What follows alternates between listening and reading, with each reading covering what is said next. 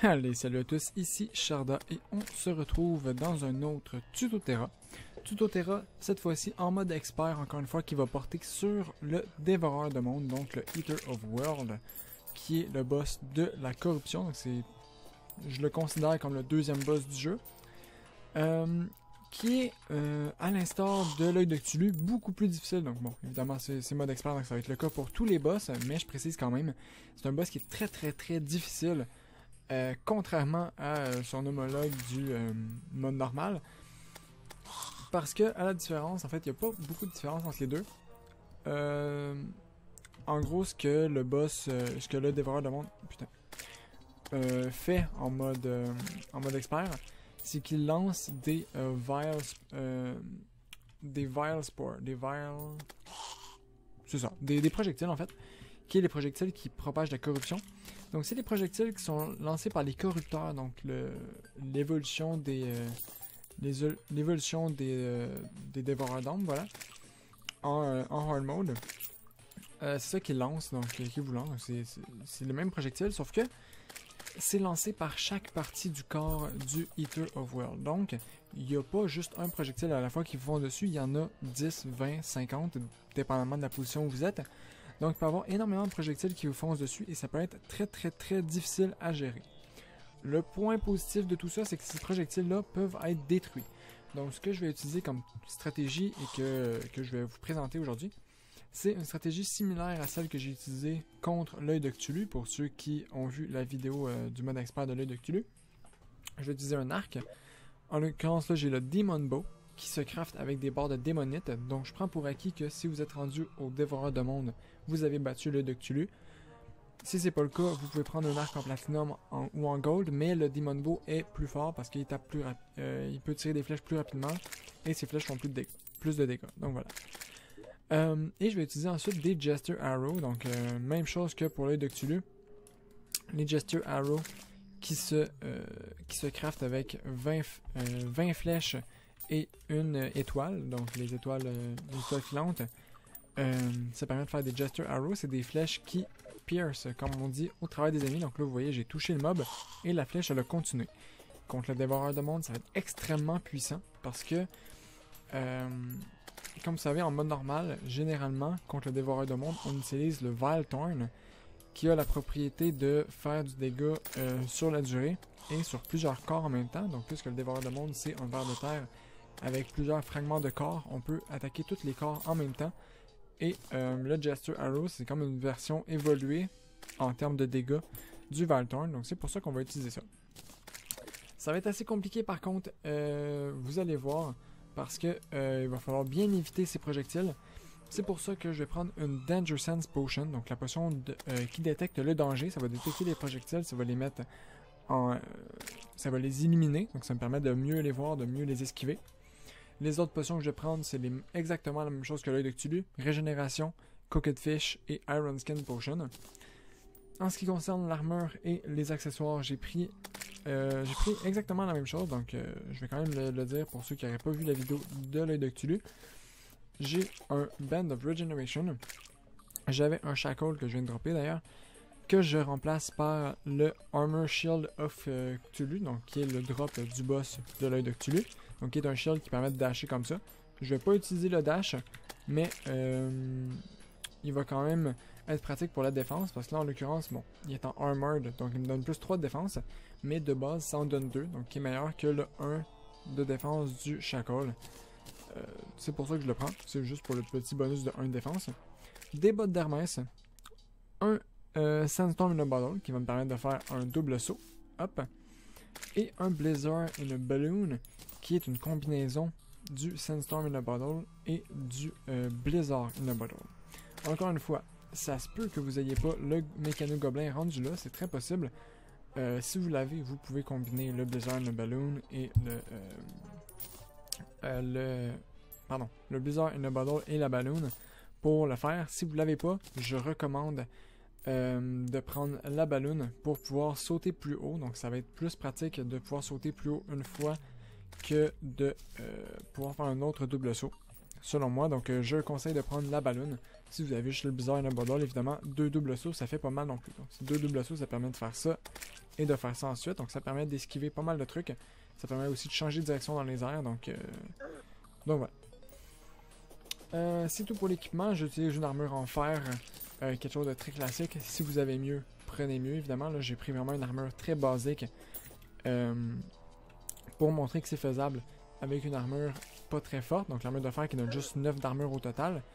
Si vous avez mieux, prenez mieux. Mais voilà. Et c'est tout. Donc je vais lancer le combat. Ce qui est bien de du dévoreur de monde, c'est qu'on peut lancer le combat n'importe quand, tant qu'on est dans la corruption. Donc là, c'est pour ça que j'ai mon petit dragon avec moi pour me protéger des mobs pendant que j'expliquais mon stock.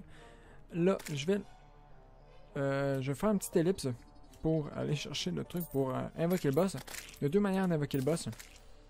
La première étant, couché, de détruire des orbes. Donc là, vous voyez, si on regarde sur la map, il y a des Shadow Orbs, donc des orbes d'ombre, qu'on peut détruire. Lorsqu'on en détruira, ça invoque le boss. La deuxième manière, c'est de crafter l'invocation du boss avec 15 Rotten Chunk qu'on drop sur les dévoreurs d'âmes, ainsi que de la Vile Powder qu'on craft avec les champignons qui sont là. Donc le Vile Mushroom, lorsque vous en avez 6, vous pouvez avoir assez de Vile Powder pour faire l'invocation du boss. Donc voilà, je fais une petite ellipse et on se retrouve ici avec l'invocation du boss. À tout de suite. Donc rebonjour, donc voilà, j'ai les Worm Food, donc j'en ai 2, j'aurais juste dû en prendre un mais c'est pas grave. J'ai le Worm Food qui va nous permettre d'invoquer le boss. Je vais enlever mon dragon et on va commencer le combat tout de suite. Hop, voilà. Je prends mon Demon Bow, c'est le seul arme que je vais utiliser. Vous pourriez utiliser autre chose, vous pourriez utiliser le Vile Thorn, mais vous voyez le dégât que ça fait et vous voyez aussi les projectiles. J'ai oublié de prendre mes potions. Hop. Voilà, donc là, les projectiles, heureusement, se détruisent avec les flèches. Donc pour l'instant, je vais me contenter de les éviter. Aïe, dis-je en me prenant un projectile en pleine gueule. Mais, vous pouvez aussi... Wow, coucher. Là, je tire vraiment mal mes flèches. Normalement, on veut tirer les flèches de manière plus efficiente pour pouvoir toucher tout le corps à la fois. Mais, je m'en sors pas très bien pour l'instant. C'est un boss qui est très difficile encore une fois. Wow. Et je commence à prendre très cher. L'avantage contre ce boss, c'est que lorsqu'on tue les corps... Wow, couché, je vais peut-être mourir. C'est que il donne des cœurs ici. Hop, vous voyez. Des petits cœurs qui redonnent la vie. Ça, c'est un gros avantage. Parce que, hop, vous voyez là, je suis bord de crever et je viens de reprendre beaucoup de vie avec les cœurs. Donc, énorme avantage que j'ai ici. Et quand on est placé comme ça, hop, si on réussit à se placer et à juste spammer les flèches dans sa face, voilà, vous avez vu, c'est la fin elle a été très facile parce que j'ai réussi à bien me placer. Ça c'est la difficulté contre ce boss parce que là je me suis placé en extérieur. Si vous le faites lorsque vous êtes à l'intérieur, ça va être un petit peu plus, ça va être beaucoup plus compliqué en fait. Je pense, donc je conseille de l'invoquer à l'extérieur ou de trouver un moyen de sortir vite avec une corde peut-être ou je sais pas quoi. Parce que à l'extérieur, déjà j'avais fait des plateformes, ça j'en avais pas parlé au début donc j'en parlais maintenant. J'avais fait des plateformes. Je vais invoquer mon dragon pour pas avoir à m'occuper des mobs. Vous voyez ici qui m'ont permis de rester hors de portée du boss. Parce que là, le boss pouvait juste arriver d'en dessous, ce qui était... Dragon, fais ta job, merci. Ce qui était assez facile à prévoir. Parce que s'il arrive juste d'en dessous, il y a une direction que j'ai à vérifier. Alors que si on est dans les cavernes, donc on peut descendre, je vais juste remettre mes ailes. Hop, que j'avais ici pour me déplacer dans la map. Si on est dans les cavernes, ouais, enfin... C'est sûr que si je prends un truc qui descend pas dans les cavernes, ça le fait moins. Mais voilà, si on est dans les cavernes, il peut arriver de partout. Donc admettons que je l'aurais battu ici. J'aurais fait des plateformes, tout ça. Il aurait pu arriver par là-bas, par en haut ici, donc il peut vraiment arriver de tous les sens. Ce qui est assez dangereux et assez sournois. Donc surtout quand il se divise en deux, là il y a deux côtés à vérifier. Alors que quand on est à la surface, même s'il se divise en 10, vous avez un maximum deux côtés. Parce que là il peut arriver hop d'un côté, hop de l'autre. C'est les deux seuls côtés qui peuvent arriver sur vous. Donc vous avez deux côtés à vérifier. Contrairement à si vous êtes dans les grottes. Donc je conseille vivement de crafter le boss ou trouver un moyen de sortir vite à l'extérieur pour le battre. Parce que c'est beaucoup plus facile en extérieur pour battre ce boss. Donc voilà, et si vous arrivez ensuite, l'avantage du Demon Bow, c'est que vous voyez, je peux tirer, bon là je vais garder la main, je peux tirer très très vite. Donc là les flèches, ça tire beaucoup plus vite que les autres arcs. Les autres arcs sont un petit peu plus, un peu moins faibles, un peu plus faibles, pardon.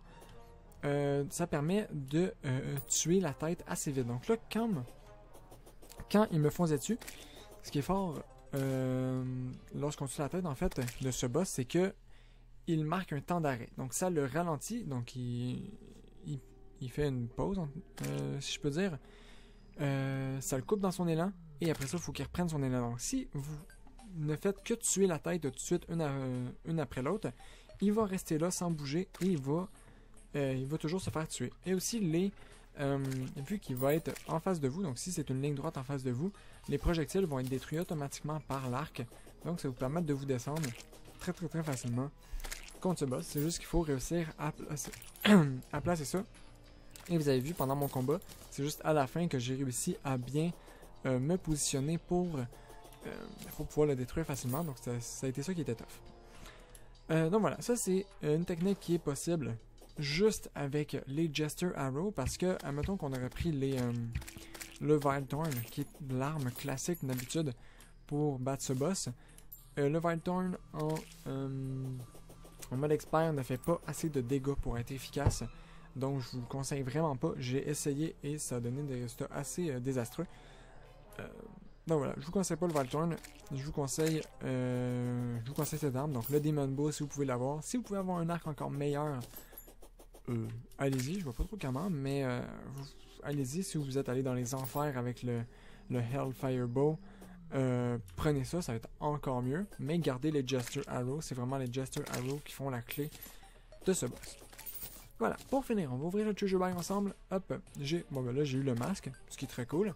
J'ai eu le Warm Scarf qui réduit les dégâts qu'on se prend de 17%, c'est quand même énorme. Donc un très bon truc en bas niveau, et qui peut aussi être très utile contre des boss de haut niveau. Donc ça, je risque de l'utiliser sur les prochains boss.